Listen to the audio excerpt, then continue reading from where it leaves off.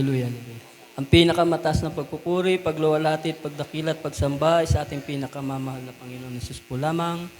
At dobling paggalang po sa ating inaalalang beloved pastor, Wildy Estrada Almeda, at assistant pastor Nela C. Almeda, at pagbati po sa Almeda family at sa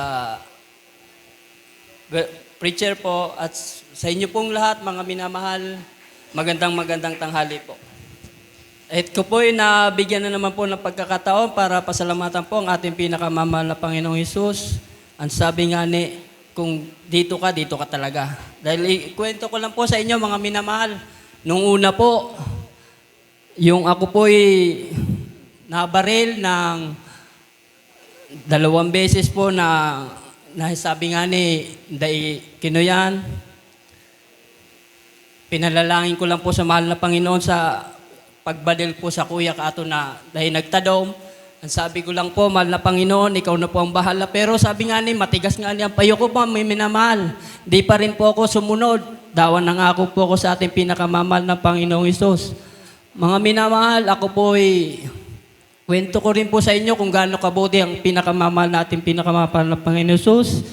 Dahil ako po ay nagkaroon po ako may nakontrata po ako mga minamahal na solar. Sa Goa po, mga minamahal, kung may naalala po sa inyo, ako po ay naging kontraktor ng solar, ako po ay may helper, tulo po kami kato, mga minamahal. Ako po ay nagkaigwan ng problema duman sa, siguro, kapitan po ito sa, anong barangay ito? San Benito po kayo dito.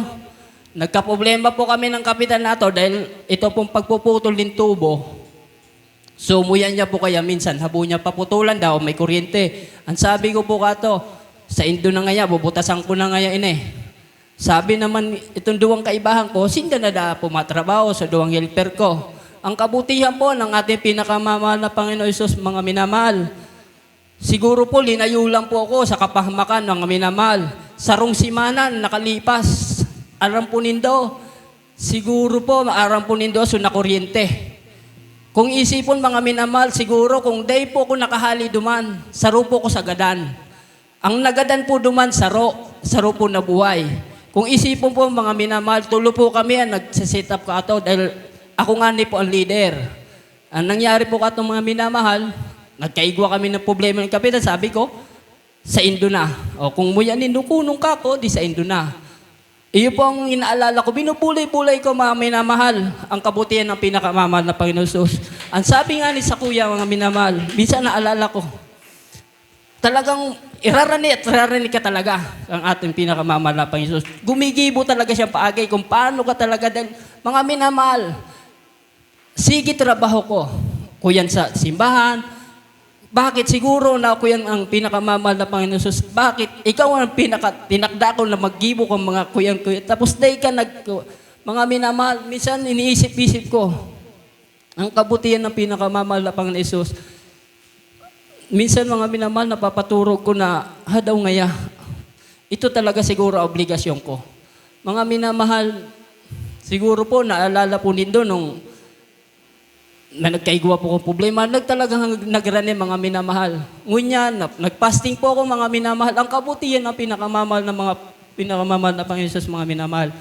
20 years kong hilang mga minamahal.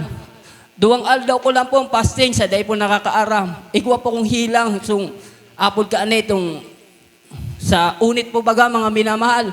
Nagbulong na po ako mga minamahal. Malain man po istorya mga minamahal. Pero ino po ang totoo. Nagbulong po ako kung apod kanin kasitas baga ito mga minamahal. So saradit na dahon.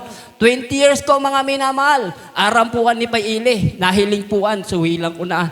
Mga minamahal, 2 days fasting. Absolute mga minamahal. 2 days absolute fasting mga minamahal. Pagkauli ko sa arong mga minamahal, nag-aagnasan. Nagbaklasan mga minamahal. Garuan, naghoros na mga minamahal. Talagang ang pagpupul at ang kuyan talagang mga minamahal, ang kabutihan ng ating pinakamamahal na Panginoon Hesus, mga minamahal. Sabi nga ni, kung talagang dumang ka sa iya ka talaga. Mala nagsuba po kaya ako mga minamahal, so nagtatrabaho po kaya ako sa Tigawon ng chapel, mga minamahal. Na yung ngani po, nagsuba, siguro po, malain talaga magsuba sa mga pinakamamahal na Panginoon Hesus, mga minamahal. Yaon po mismo ako sa taas kang atok, mga minamahal. Ang sabi ko mga minamahal, Pag abot kang panahon, ako preacher. Iyo po mga minamahal, siguro po dahil po na ko yan sa tubangan nga ni po kang pulpito. Kaya ang pagsubok ko po mga minamahal, grabe. Pero ang pagpapala, ang pinakadakulang pagpapala sa kuya, suhilang ko po. Almost 20 years mga minamahal, dito po narahay mga minamahal.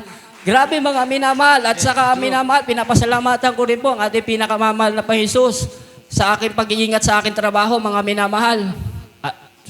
Yung nangyari sa akin sa pili, yung sumabog po yung ilaw, mga minamahal. Nagtatangkas po ko ng kisame, mga minamahal. Sumabog po yan. Mayroon po akong helper sa rong kapatiran. At sabi niya po sa akin, Kuya JR, bakit ano yun? Anong grabing liwanag na yun, mga minamahal? Ang lapit lang yun, mga minamahal. Kung isipin, dapat nadali nga ni Sulagunta, mga minamahal. Pero ang pag-iingat ng ating pinakamamahal na Panginoon Jesus, perpigyaon. Sabi nga ni, ikanasa na gayon dahil nagdadangog. Iyon sa nangal sabi gayon. Ang kabutihan po, sabi nga ni, yaon talagang perme. Kaya po, hanggang dito na lang po mga minamahal ang aking pasasalamat. Ang lahat po ng kapurihan, kapasalamatan ay sa ating pinakamamahal.